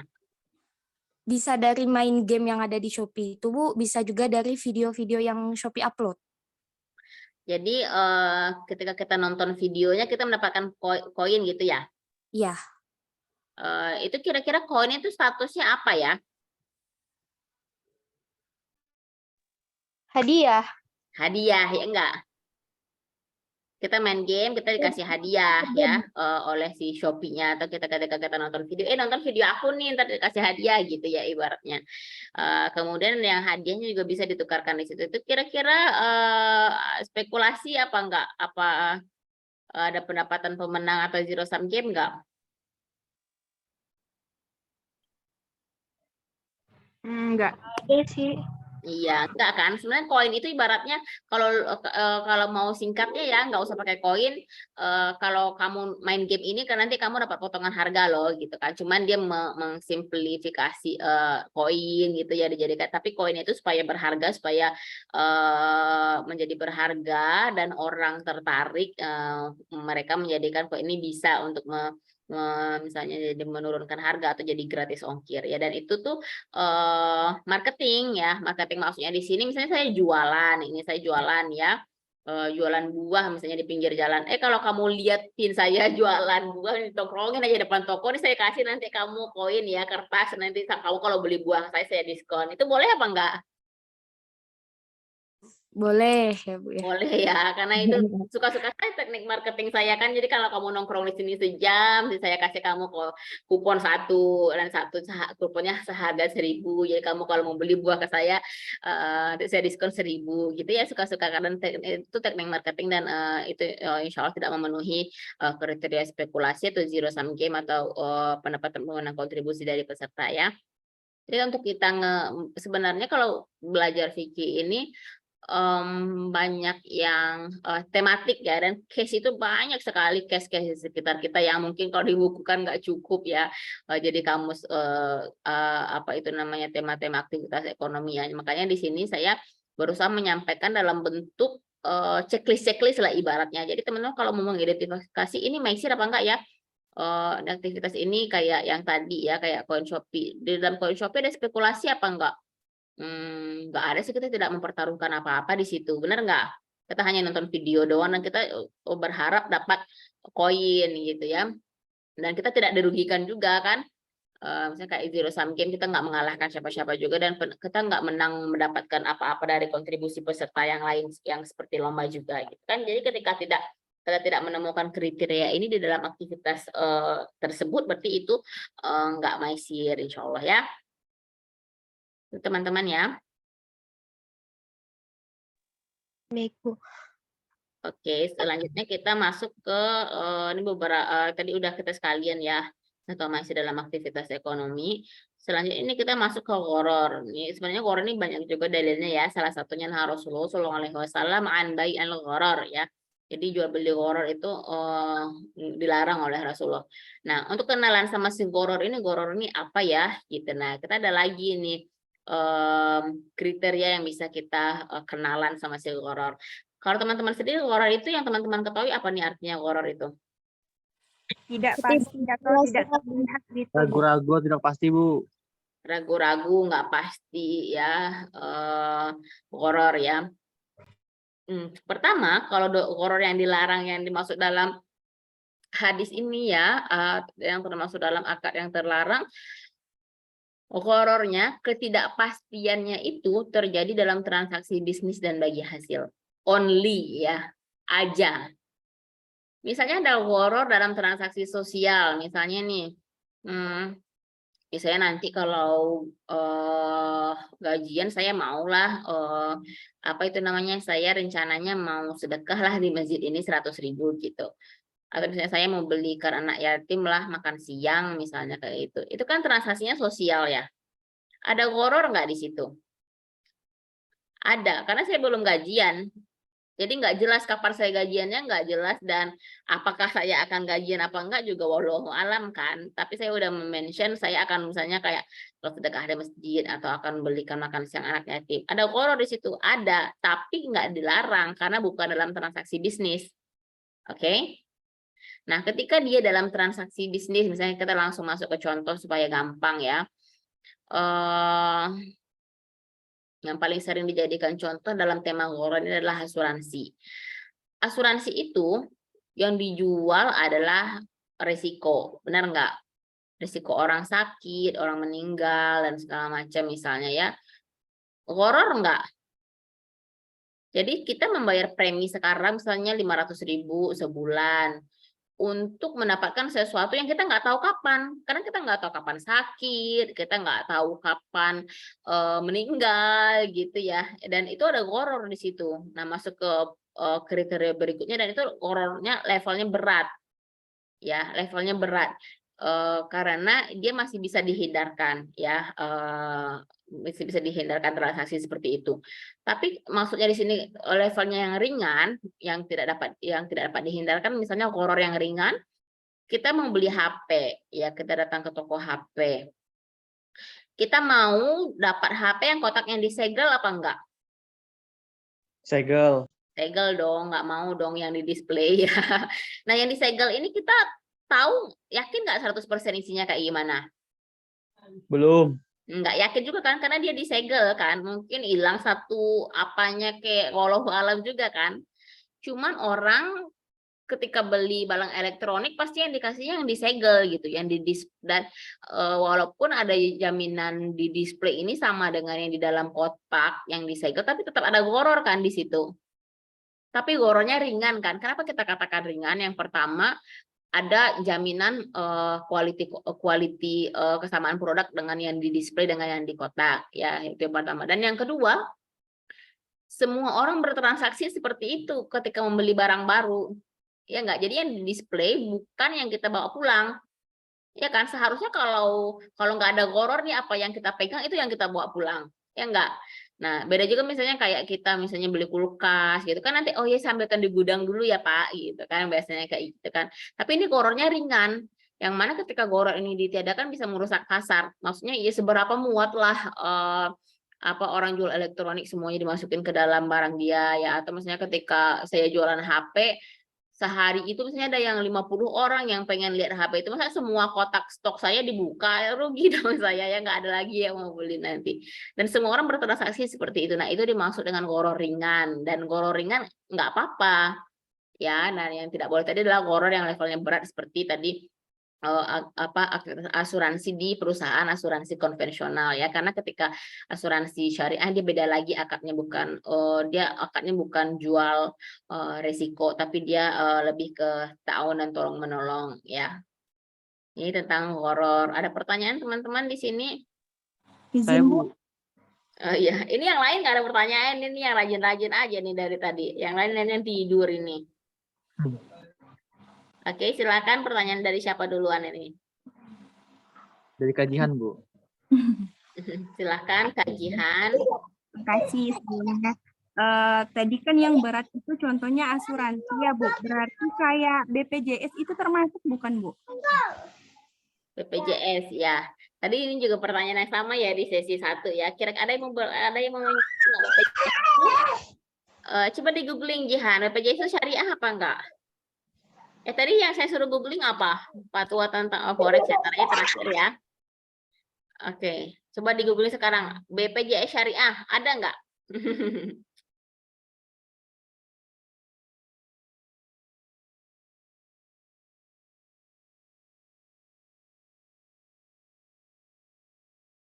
Nggak ada.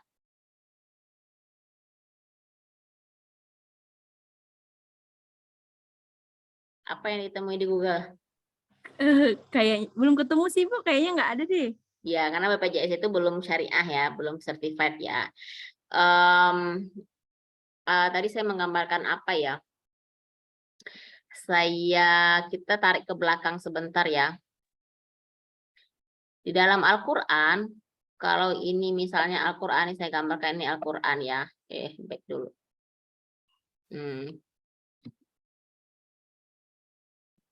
Ini kotak ini adalah Al-Quran. Di dalam Al-Quran itu ada isinya, kalau kita lihat daftar isinya ya, bukan daftar isi nama-nama surat ya. Kandungan Al-Quran itu secara garis besar ada tentang akidah, ya, ada tentang akhlak. Nah, akidah itu misalnya kayak qul huwallahu ahad, katakanlah Allah satu, ya kan? Yang berkaitan dengan iman. Ada yang akhlak misalnya apa akhlak ya? Kayak tadi ketika ada orang berhutang, misalnya kita dianjurkan ketika dia belum mampu, ya ditunggu. Itu kan akhlak ya. Atau misalnya kita sebaik wala taqulahuma uffin ya, tadi saya contohkannya ya, kalau kepada orang tua jangan menyakiti orang tua, itu kan akhlak yang ada dalam syariat ya, dalam Al-Qur'an ya. Nah, yang ketiga kandungannya adalah syariah. Syariah ini sifatnya dia bisa mengikuti perkembangan zaman ya, dia terbuka untuk fatwa-fatwa baru, untuk pengembangan-pengembangan baru. Berbeda dengan akidah, itu udah fix ya. Akidah itu seiring perkembangan zaman, seiring bertambah kemajuan teknologi, nggak bisa tiba-tiba malaikat sekarang udah bisa loh dilihat dengan mata, nggak bisa kayak gitu. Karena dalam akidah kita Allah mengatakan bahwa kita tuh nggak bisa ngelihat malaikat, dan malaikat itu ada ya. Misalnya, oh sekarang penemuan baru, dulu ya Allah 1, sekarang Allah udah jadi 2 gitu, nggak bisa kayak gitu karena itu akidah dan dia itu udah fix baku gitu ibaratnya ya. Nah, sedangkan berbeda approach-nya dengan syariah. Syariah itu kalau dulu orang jual belinya dengan barter, belum ada apa itu namanya marketplace dan segala macam ya.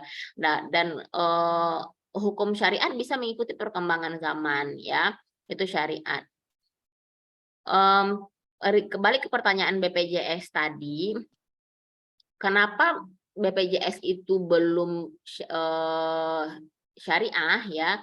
Salah satu kriteria untuk menjadi syariah yang setelah saya jelaskan pertama tadi juga ya, bahwa perusahaan BPJS harus memastikan dia tidak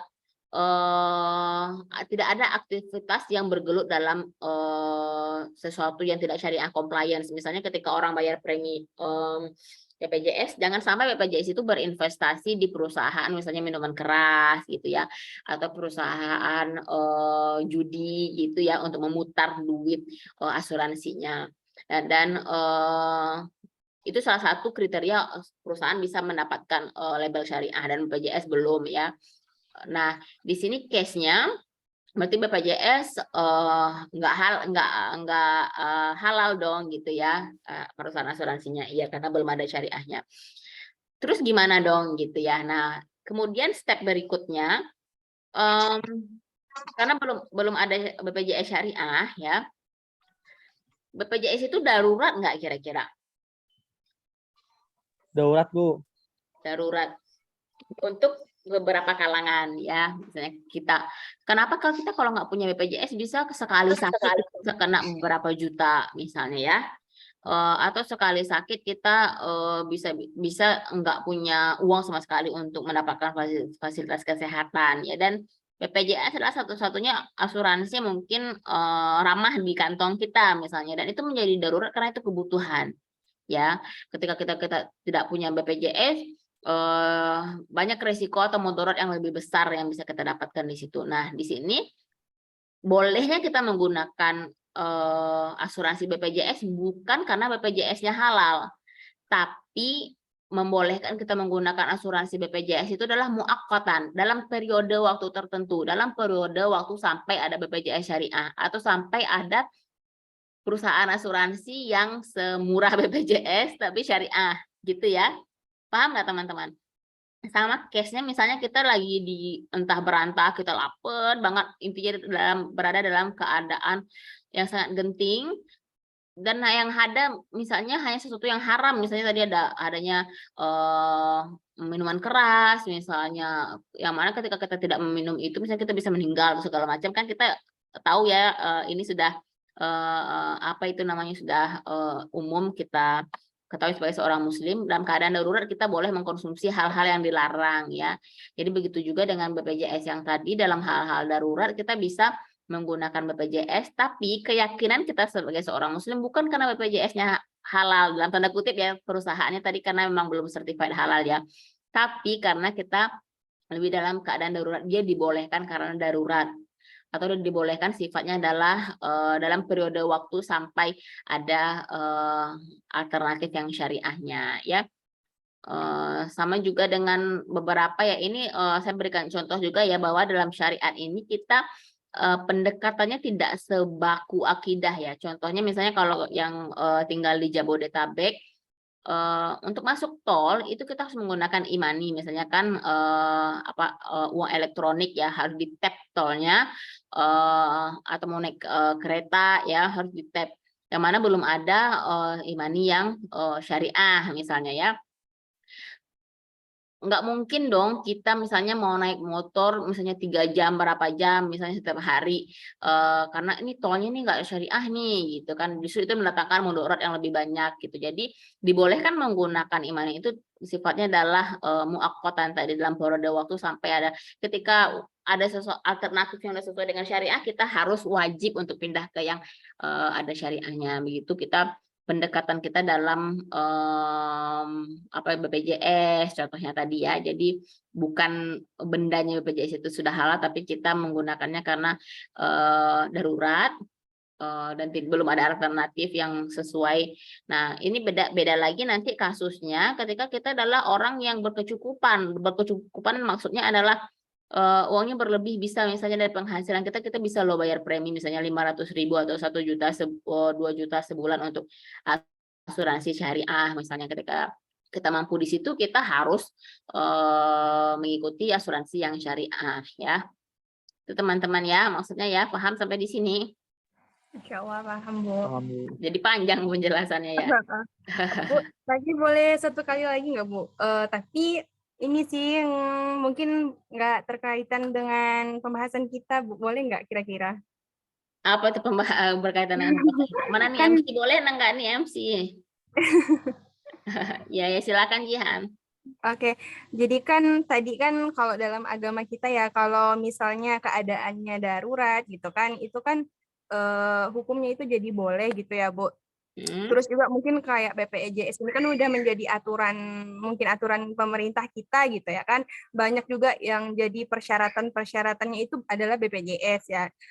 Gimana halnya kalau misalkan profesi, Bu? Ini pertanyaan Jihan kayak gini. Dia mau minta pendapat Ibu aja sih. Jihan ambil contoh, mohon maaf, bukan untuk menyinggung instansi atau apa. Gimana pandangan Ibu kok misalkan poluan lah misalnya ya. Nah, di situ kan pakaiannya itu diwajibkan bercelana dan ibaratnya ya seperti itulah ya Bu ya, pakai pakaian ininya dinasnya. Nah, itu tuh kita kalau sebaiknya itu kita hindarkan kah ataukah itu juga menjadi apa ya, toleransi kita juga, Bu? Poluan ya. Iya, Bu. Oke, ini kasusnya perempuan yang bekerja tapi tempat kerjanya dalam tanda kutip memaksa dia untuk tidak mematuhi aturan syariat gitu ya. Bisa jadi ini juga kadang-kadang termasuk dengan yang bekerja di bank konven ya, atau di sini poluan maksudnya itu tidak. Tapi ini poluannya menggunakan kerudung nggak? Menggunakan. Ya, kalau masalah celana dan ini sebenarnya masih perbedaan pendapat kalau celana ya, karena celana itu dalam satu sisi dia masih menutup aurat, mungkin bisa dibentuk celana yang longgar, yang bukan legging gitu ya, dan segala macam. Ketika dia masih bisa menutup aurat dan segala macam, insya Allah nggak ada masalah ya Jihan ya. Tapi ketika sama sekali nggak bisa, nggak boleh pakai kerudung misalnya, dan itu tuh udah melanggar syariat banget kan kalau nggak boleh pakai kerudung. Beda dengan kalau bukan hanya sih, maksudnya kalau celana kan masih menutup aurat, cuman mungkin dikreasikan celananya yang tidak membentuk tubuh gitu ya pertama. Dan menghadapi case-case seperti ini para perempuan terutama, kita filternya apakah dia tulang punggung keluarga. Which is kalau dia resign dari situ, ini anak istri suami atau ibu bapak adik-adik kakaknya nggak makan ya. Kalau dia tulang punggung keluarga yang menghidupi beberapa orang, dia bertahan di situ sembari berusaha untuk pindah ke tempat yang lain ya. Jadi dia diperbolehkan kerja di tempat yang tidak memungkinkan dia untuk mematuhi syariat Allah darurat, karena dia menanggung hidup beberapa orang yang mana ketika dia itu orang jadi keluarganya terlantar ya. Tapi kalau dia bukan tulang punggung keluarga, sebaiknya silakan resign atau ya cari insya Allah tempat pekerjaan yang lain lebih banyak ya, dengan mengharapkan bahwasanya Bismillah ya Allah ini kalau saya mau ini ya, nggak ada kebaikan walaupun kelihatannya mungkin gajinya gede ya, tapi Allah mengatakan nggak ada kebaikan yang datang dari sesuatu yang kita dapatkan dari yang sumber yang tidak halal gitu ya, walaupun kelihatannya ini 1 M nih berapa mungkin duitnya gede gitu ya, cuma ada aja pasti gitu ya, mungkin tidak berkah, mungkin tidak tenang dan segala macam ya. Dan hal filosofi seperti ini datang kembali lagi ke hal yang fundamental tadi, bahwasanya kita percaya Allah yang menciptakan kita dan Allah lebih tahu yang terbaik buat kita. Ketika kita mendapatkan rezeki dari sumber yang tidak halal, itu berarti kita nggak percaya dong sama yang menciptakan kita, benar nggak? Kayak kita lebih tahu tentang diri kita dari Allah gitu ya, ibaratnya kayak padahal kita tuh diciptakan oleh Allah gitu ya. Dan hal-hal seperti ini sebenarnya ya teman-teman, yang saya harapkan dari teman-teman bahwasanya ketika kita terpapar dengan kenapa kita harus mendalami ilmu Islam, ya belajar tentang Islam, jangan kapasitas keislaman kita itu sama dengan kapasitas keislaman kita waktu kita belajar Islam di SD, di SMP, pas sudah kuliah udah nggak belajar Islam lagi, nggak kayak gitu ya. Kita harus terus meningkatkan level kemusliman kita ya, terutama dalam hal aktivitas kita sehari-hari. Bahwasanya filosofi kita kayak gini, kalau nanti saya kalau kerja harus di tempat yang halal gitu kan, karena saya yakin rezeki yang berkah itu bla bla bla gitu ya, maksudnya ya teman-teman ya. Jangan sampai yang ada di mindset kita tuh cuman hanya gaji besar tapi nggak apa-apa menabrak aturan Allah gitu ya, jangan sampai seperti itu gitu ya. Itu salah satu goals yang harus kita pegang sampai nanti, insya Allah ya. Kalau alam bisawab ini ada lagi pertanyaan tadi, mana yang forex dulu nih, mana forex apa tadi fatwa MUI udah ketemu belum? Udah apa? Forex itu boleh Bang Kak? Jawab, menurut yang dijelaskan, halal karena bertransaksi dan haram karena merugikan. Oke, jadi teman-teman, spoiler nih sebenarnya. Kalau zaman dulu mungkin semua orang bisa apa ya, di zaman awal adanya Islam, awalnya Rasulullah bersama para sahabat, itu akses terhadap dalil itu gampang ya, karena orang apa-apa nanyanya ke Rasulullah. Rasulullah ini ada masalah ini, tanya ke Rasulullah, Rasulullah jawab gitu ya. Tapi kita sekarang hidup di dunia yang tidak memungkinkan bagi semua orang untuk memahami dalil, benar nggak? Orang tua kita belum tentu bisa paham dalil riba ya. Perbedaan riba dan bank konvensional kalau kita jelaskan ke nenek kita mungkin apaan sih kata nenek kita gitu kan. Jadi dan banyak banget case-case yang apa ya, yang mungkin kita sendiri juga bingung. Tadi mungkin kalau teman-temannya dari ekonomi mungkin gampang memahami forex, tapi teman-teman mungkin dari kimia atau lain, apa sih forex gitu kan, jadi kayak roaming gitu. Nah, untuk mengetahui hal-hal yang kita nggak ngerti dan apa, tapi kita pengen tahu hukumnya, itu MUI biasanya kita punya fatwa yang sangat banyak ya. Silahkan di searching fatwa MUI. Nah, itu gunanya, itu fungsi MUI adalah untuk memberikan masukan ke kita, misalnya oh ini fatwa ini haram apa halal ya gitu misalnya. Kayak tadi ya, forex itu ketika kita melakukan aktivitas itu halal apa haram ya, dan MUI sudah memberikan petunjuk. Jadi kita nggak harus baca tafsir lagi, kita nggak harus cari hadis lagi ya, karena udah disimpulkan di fatwa MUI ya. Teman-teman kalau ada yang pengen tahu tentang berbagai macam hal, silahkan googling fatwa MUI. Di situ apa yang kita sebagai seorang muslim lebih nyaman ketika kita mengetahui kita memilih sesuatu karena kita tahu dalilnya dan kita akan tahu kenapa sih kita milih ini gitu ya. Itu teman-teman ya. Ada pertanyaan lagi? Sampai di sini atau kemana nih MC? Udah habis waktunya, MC pun masih ada? Iya Ibu, untuk waktu penyampaian materi dan tanya jawabnya sudah habis. Oke, terima kasih. Semoga mungkin untuk closing statement ya, MC ya, izin ya, Hafiza ya. Teman-teman, Barakallah sudah menjadi award di BSI, kemudian salah satu juga tadi saya sampaikan bahwasanya harapan saya pribadi, ilmu yang kita dapatkan adalah bukan untuk mencari pekerjaan atau apa ya, tapi untuk pertama kali adalah untuk menyelamatkan kita dari neraka ya. Karena kita nggak tahu nih mana yang benar mana yang salah, tapi dengan ilmu, tadi kata temannya yang pertama tadi, ilmu itu merupakan cahaya, benar ya. Jadi baik materi kita pada siang hari ini maupun materi teman-teman di kelas, di perkuliahan, kita berdoa kepada Allah supaya berkah, supaya bisa level up kemusliman kita ya, bisa berkontribusi untuk masyarakat sekitar, dan selalu jangan lupa berdoa sama Allah agar ilmu kita berkah, karena banyak sekarang orang berbuat kriminal dengan keilmuannya, benar nggak? Orang hacker itu bukan orang pinggir jalan loh yang bisa ngehack sesuatu ya, ada ilmunya dia, cuma nauzubillah karena nggak berkah justru digunakan untuk hal-hal yang melenceng gitu ya. Jadi ilmu itu bisa jadi pedang bermata dua, bisa menyelamatkan kita dan bisa membahayakan kita juga. Gimana caranya untuk bermanfaat? Yaitu Iqra bismi rabbikal ladzi khalaq. Kita membaca, kita belajar dengan nama Allah ya. Semoga berkah ilmunya teman-teman semua. Barakallah. And apalagi ya, see you on the top insya Allah ya. Assalamualaikum. Waalaikumsalam. Waalaikumsalam warahmatullahi wabarakatuh. Masya Allah, keren sekali ya materi sesi pembinaan kita hari ini, yaitu tentang riba, maisir, dan gharar. Terima kasih kepada para peserta yang sudah bertanya dan narasumber kita hari ini yang telah menjawab. Alhamdulillah, semoga semua pertanyaan sudah dapat terjawab dan materi kita dapat diterima dengan baik ya, teman-teman. Setelah ini kita akan masuk ke sesi dokumentasi yang akan diarahkan oleh host.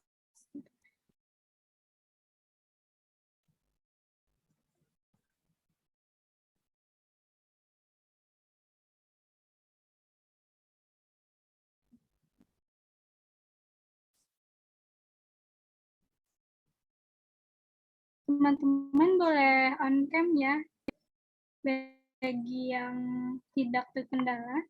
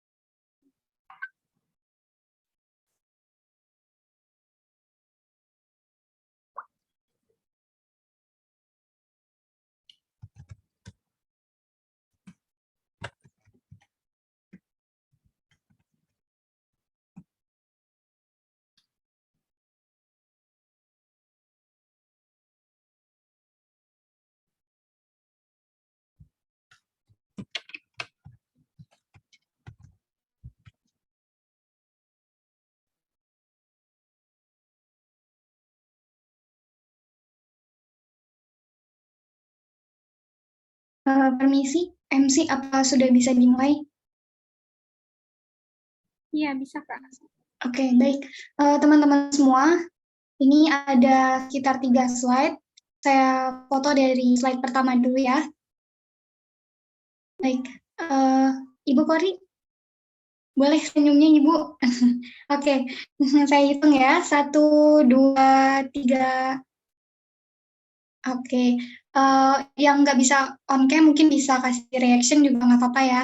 Di slide kedua, 1, 2, 3. Di slide terakhir yang ketiga, 1, 2, 3. Baik, sudah saya kembalikan kepada MC. Baik, terima kasih Kakak Samatun Nisa selaku co-host yang membantu dokumentasi kita.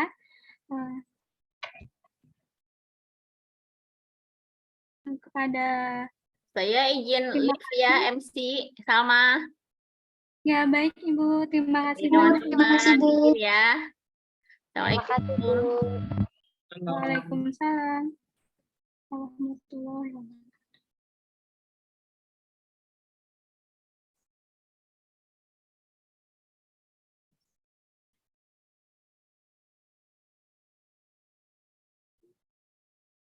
Nah, untuk sesi selanjutnya adalah pengisian.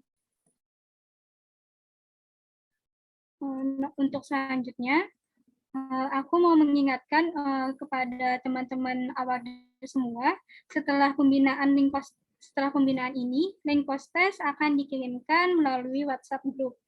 Dan pengisian paling lambatnya hingga pukul 23.59 WIB hari ini. Jadi, jangan lupa mengisi post-testnya ya teman-teman.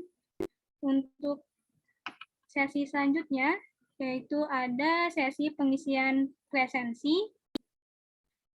Teman-teman bisa lihat linknya di layar dan ada di room chat.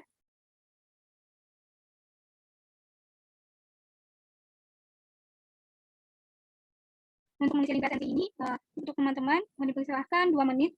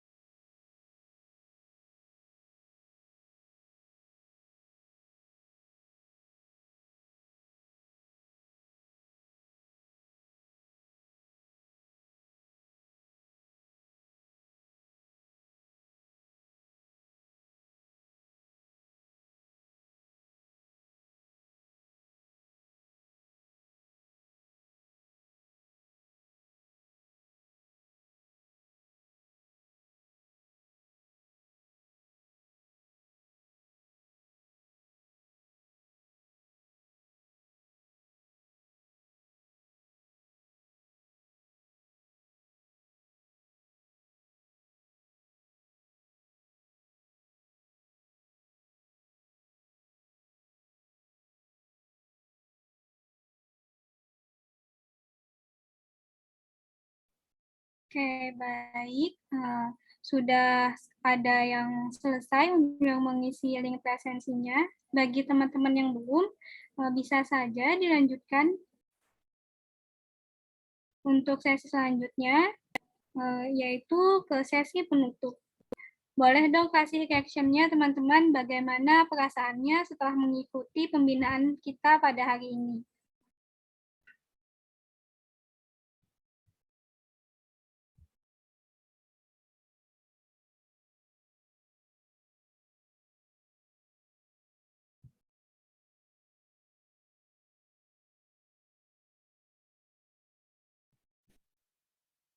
Baik, semoga teman-teman awarders semakin termotivasi ya untuk terus memberikan yang terbaik dan juga semangat yang membara untuk menjadi pemimpin masa depan yang berkarakter, amanah, dan bisa menjadi teladan.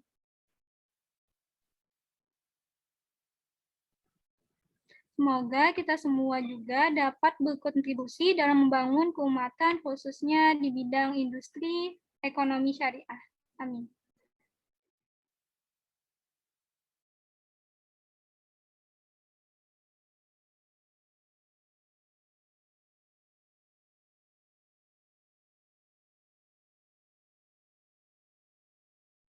Baiklah, ini saat yang ditunggu-tunggu nih teman-teman. Sebelumnya, apakah suara